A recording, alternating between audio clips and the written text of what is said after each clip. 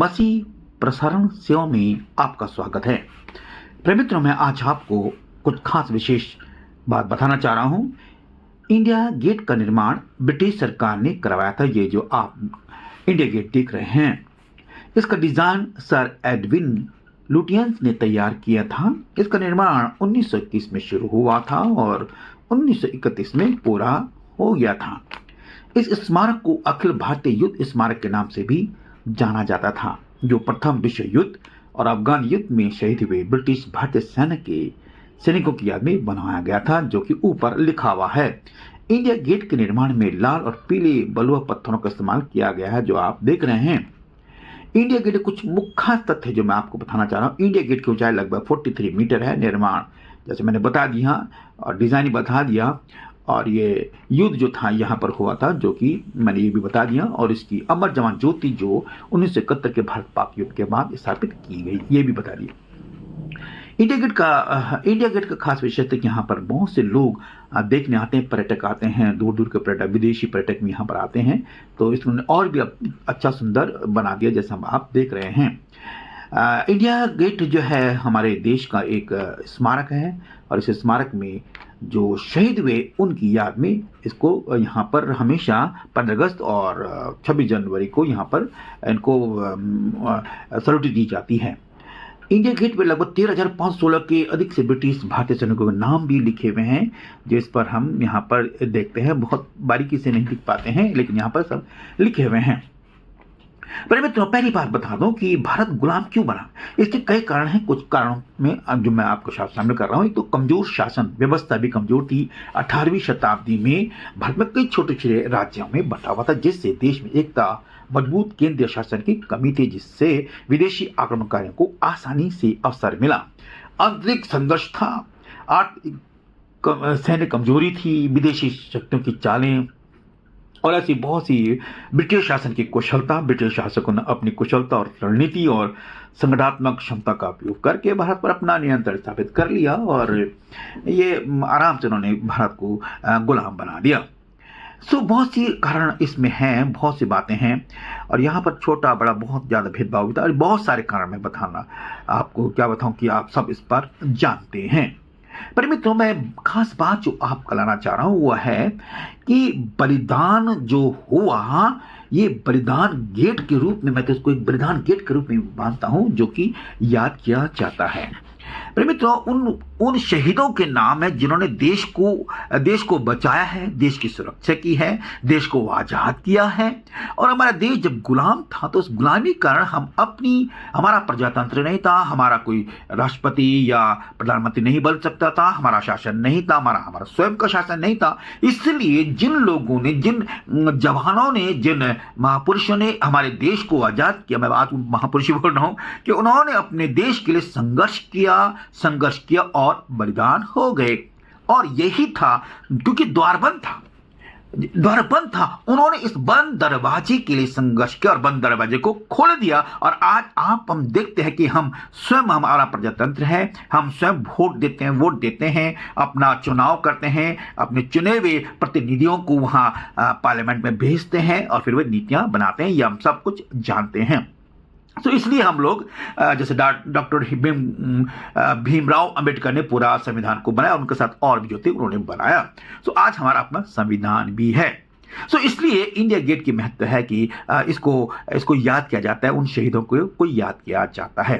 पर मित्रों, मैं आपका ध्यान लाना चाहता हूं पवित्र शास्त्र बाइबल में प्रभु यीशु ने कहा, मैं द्वार हूं। प्रिय मित्रों, प्रभु यीशु ने कहा, मैं द्वार हूं। यीशु ने कहा कि मैं द्वार हूं, क्योंकि वह एक मोक्ष का द्वार है, वो एक अनंत जीवन का द्वार है, एक मात्र ऐसा द्वार है जो स्वर्ग तक पहुंचाता है। अगर आप यूहन्ना 10 और 9 में अगर पढ़े तो वहां पर लिखा है, प्रभु यीशु ने कहा, मैं द्वार हूं, और यदि कोई मेरे द्वार भीतर प्रवेश करे तो उद्धार पाएगा और बाहर भीतर भी आराम से करेगा। एक बात और बोली कि चोर और डाकू दरवाजे से प्रवेश नहीं करते हैं, वो खिड़की के रास्ते तमाम दरवाजे से प्रवेश करते हैं। जो ऐसा प्रवेश करते हो चोर और डाकू हैं। यदि आज आप सोचते हैं कि मैं परमेश्वर के राज्य में पहुंच जाऊंगा रीति रिवाजों से, तो ऐसा नहीं हो सकता है। पर मित्रों, आदम और हवा ने जब पाप किया तो उनको परमेश्वर ने अदन की वाटिका से बाहर कर दिया, और वहां ज्वाला में तलवार लगा दी ताकि कोई प्रवेश ना करे, क्योंकि शैतान वहां घुस चुका था और उसने उल्टे काम करे और उन दोनों को बहकाया और आज पूरी दुनिया में पाप फैल गया, जिसके कारण आप और हम पापी बन गए।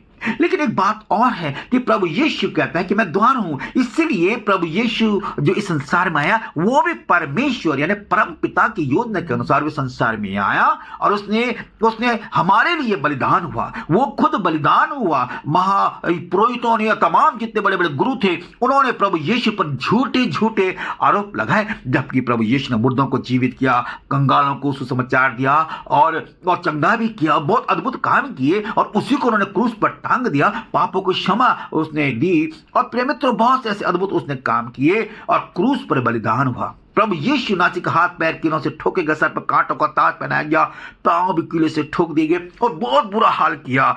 लेकिन उसने कहा, उसने एक भी शब्द विरोध में नहीं बोले और यो बलिदान हुआ और यीशु ने इस बलिदान के द्वारा यानी कि स्वर्ग का दरवाजा खोल दिया जो बंद था। वो मृत्यु का पर्दा हटा दिया, जो मृत्यु का पर्दा आप और हमारे बीच में लगा हुआ था। इसीलिए प्रभु यीशु मसीह बलिदान हुआ और तीसरे दिन मुर्दों में से जी उठ गया, 5000 को और हजारों को दिखाई दिया और फिर आसमान पर चले गया और कहा, मैं आऊंगा फिर तुमको लेने के लिए, मैं द्वार हूं। प्रिय मित्रों, प्रभु यीशु नासरी द्वार है स्वर्ग का। इसलिए जो कोई प्रवेश करेगा, जो कोई प्रभु को उद्धार करता स्वीकार करेगा, वो प्रवेश करेगा स्वर्ग में। प्रिय मित्रों, आज आपको यह बता देना चाहता हूं, यदि आपका जीवन पाप में है, इसलिए उसने कहा तुम्हारे पाप चाहे कितने लाल रंग के क्यों ना हो, सबके सब हिम के श्वेत हो जाएंगे। यीशु ने कहा यूहन्ना 14:6 में, यीशु कहते हैं, मैं मार्ग सत्य जीवन हूं, मैं मेरे पिता के पास क्योंकि मेरे पास वो मार्ग है और मैं तुमको पिता तक पहुंचा सकता हूं। प्रिय मित्रों, ये कथन यीशु का है। इसलिए आज आप और हम सोच रहे होंगे कि हम कहां जाएं, किसके पीछे भाग रहे हैं। प्रिय मित्रों, कभी ऐसा रहो कि जिसको आप फॉलो कर रहे हो, कल वो बोल दे, अरे ये तो वो था ही ना जिसको हम फॉलो कर रहे थे। प्रिय मित्रों, आज आप सोचते हैं कि रीति रिवाज से मैं मुझको क्षमा मिल जाएगी, तो रीति रिवाज से क्षमा नहीं मिलती है। यदि आप सोचते हैं कि मैं एक हाथ खड़ा कर दूंगा तो शायद मुझको क्षमा मिल जाएगी, नो, ऐसा नहीं होगा। आपको अनंत जीवन चाहिए तो अनंत जीवन तो प्रभु यीशु के पास है। किसी एक व्यक्ति ने, एक बहन थी जो कि उसने बोला एक दिन कि उसने पूछा कि प्रभु यीशु मसीह कौन है, तो उसने कहा मैं वो नहीं बता सकती हूं कि प्रभु यीशु मसीह कौन है, वही अनंत जीवन। उसने कहा मेरे पास तो मोक्ष नहीं, हाँ उसने मोक्ष मांगा था, उसने कहा मेरे पास मोक्ष नहीं है, मोक्ष केवल तू सुनना चाहता सुन, प्रभु यीशु नासी अनंत जीवन आदि और अंत वही है, मोक्ष वही देख सकता, कहता है, फिर वो गायब हो गई। प्रिय मित्रों, प्रभु यीशु स्वर्ग का द्वार है। इसीलिए तो प्रभु यीशु मसीह ने कहा कि मैं द्वार हूं, मेरी भेड़ें मेरा शब्द सुनती हैं और जो कोई मेरे शब्द को सुनते वो अंदर बाहर आया जाया करेगा। लेकिन चोर, डाकू और तमाम पापी लोग वहां प्रवेश नहीं कर पाएंगे।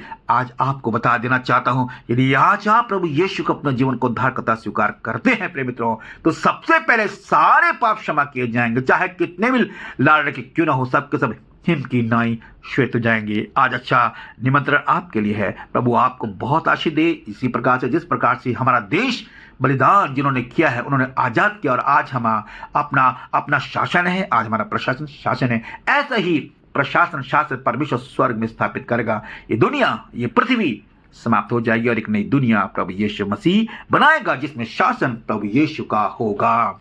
वहां कोई जाति और कोई धर्म नहीं होगा।